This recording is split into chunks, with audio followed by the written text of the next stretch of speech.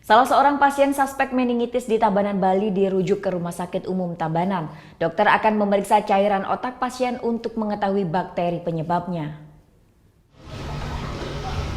Nengah Mungkrik, salah seorang pasien suspek meningitis Streptococcus suis yang sebelumnya dirawat di Rumah Sakit Wisma Prasanti, Selasa pagi mulai dirawat di Rumah Sakit Umum Tabanan. Pemindahan pasien karena fasilitas peralatan medis dan kebutuhan dokter spesialis saraf.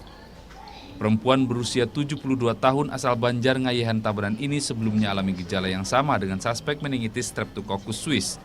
Meski dari pengakuan pasien, ia tidak mengonsumsi daging babi mentah. Kondisi pasien saat ini stabil meskipun kesadarannya belum pulih. Pasien ini rencana dilakukan pemeriksaan cairan otak yang melalui namanya lumbal fungsi.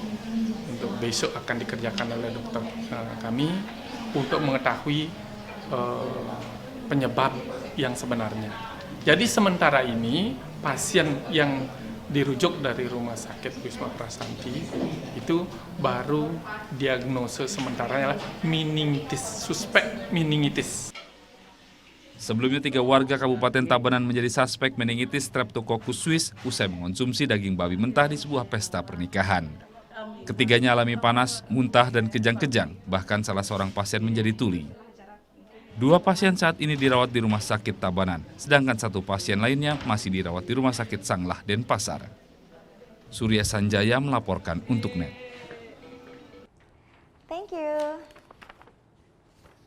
Udah selesai nonton beritanya? Jangan pergi dulu dong. Subscribe dulu dan nonton tayangan lainnya di sini. Subscribe, nonton lagi. Subscribe, nonton lagi.